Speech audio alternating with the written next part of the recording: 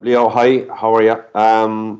Just in terms of your team selection for the game, the selection of Sean Cronin at hooker ahead of Ronan Kelleher. We spoke to Robin McBride last Monday. He jokingly said, in terms of the line-out, it's never the hooker's fault. I think that was kind of slightly tongue-in-cheek. Is that an area that you're pretty conscious of in terms of playing Saracens, and is that why you've made the change there?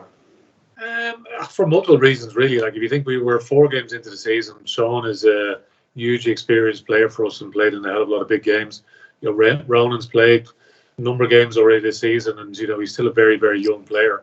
And he's on the bench. I think he'll provide good impact. Sean, some of the experience that he gives for some of these big days, I think is important as well. So James Tracy's very unlucky to miss out.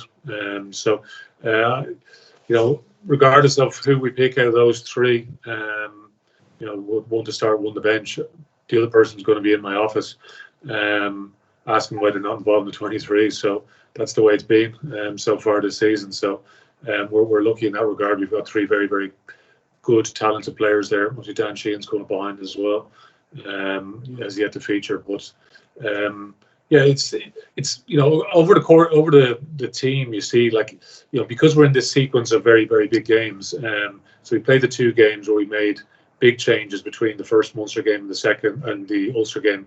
The first Ulster game, our second game.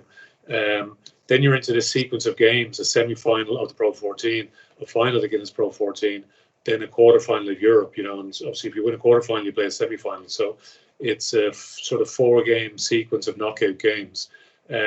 So over the sort of entirety of the 15 and 23, you want to make sure that you have some consistency and continuity of selection, but you also want to bring a bit of freshness to it as well, because I don't think it's realistic to play the same 15 week after week after week, because I think you're going to come unstuck because you lack a little bit of freshness. So when we're in a situation where we're lucky with the 3 hookers, and this is obviously the first question you've asked, that's kind of your classic example that you want all those guys involved.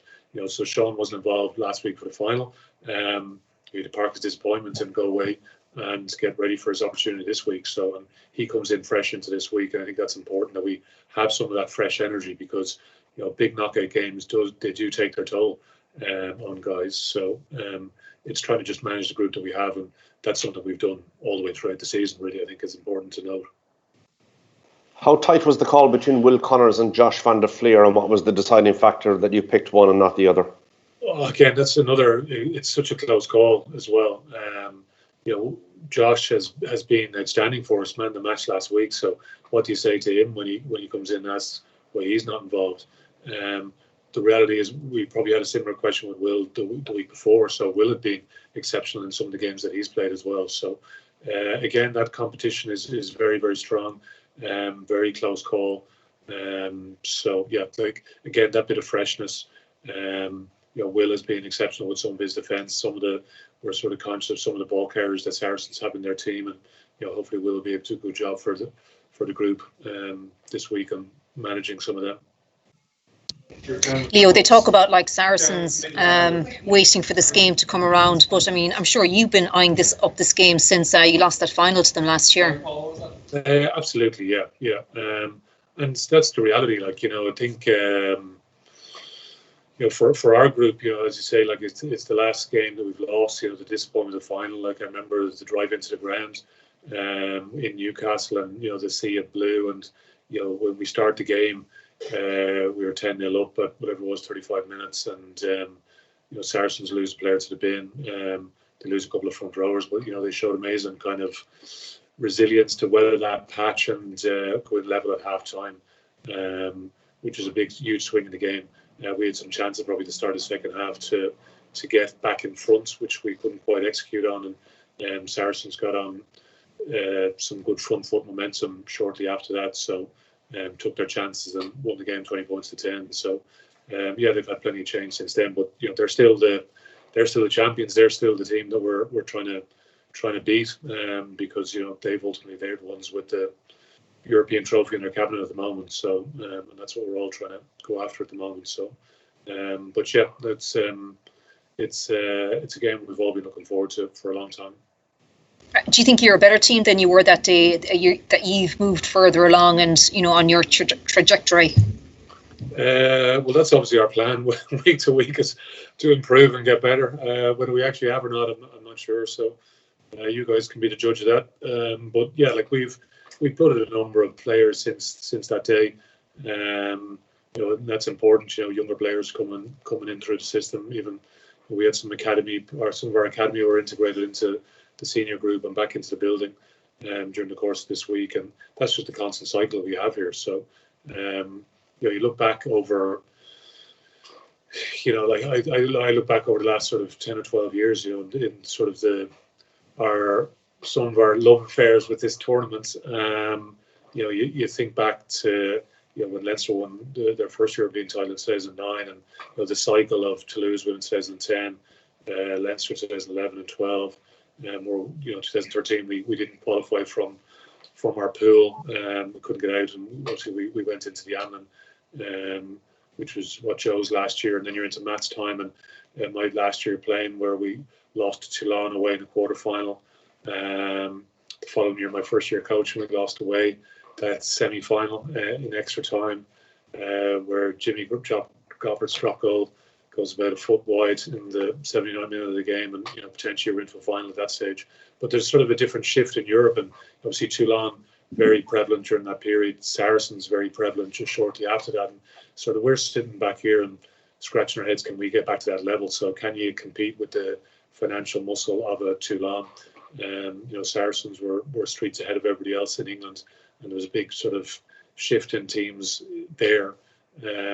So yeah, like we've had to look at those teams and what are their models and how do we go about doing things ourselves here. So, but yeah, there's always a team sort of waiting in the wings and looking at the teams that are playing in these quarterfinals, semi-finals and finals and trying to emulate their models and do them better. So, but yeah, it's great to be back at this stage. Huge credit, I think, to everyone to get this game on, because there was definite fear there for a period of a few months where we thought maybe we would never get to play this game, and even though there's going to be no supporters at the game, it's going to be two sets of players that will be going full-blooded at it, and I think that's what everyone wants to see. But yeah, really excited to get going at this point, because it has been a long wait to get here.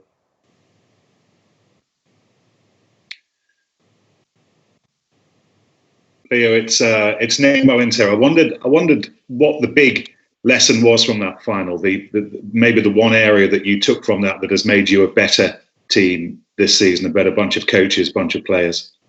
It's all little moments. Like there's so many little moments in the game that just add up. So, how you play against Saracens, you need to be smart how you play against them, because they're very strong defensive outfit. Clearly, put a huge amount of pressure on teams, and as the game wears on, they put more and more pressure. So it's about making sure that we're smart in how we manage the game. All the little bits of small communication that goes on during the course of games, and that's different now to what it would have been like. If you think you're playing in packed out stadiums normally, where you're playing in empty stadiums now, it's very, very different in terms of how players communicate. So it's all little small talk in the game, making sure we're communicating where the space is and how we go about trying to exploit the space that is there. On the flip side, it's trying to shut down some of the power runners that Saracens have.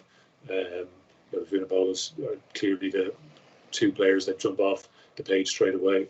I know they've had some changes in personnel. How we deal with the kicking and aerial threat that they will pose, particularly with Wigglesworth there at 9. Very, very experienced player, and I'm sure will put us under a lot of pressure with some of his tactical kicking. So it's managing all those little battles within the game, staying composed and making sure when the opportunities do come along that you're ready to pounce and execute in the heat of the battle. So, which yeah, look, that's lots of sound bites there, I think. That's what it comes down to, these big games. Set piece again, another facet of the game, which is it's usually important because that creates momentum and allows teams to be able to launch attacks on their turn, or the flip side of that is trying to shut teams down as early as possible as well.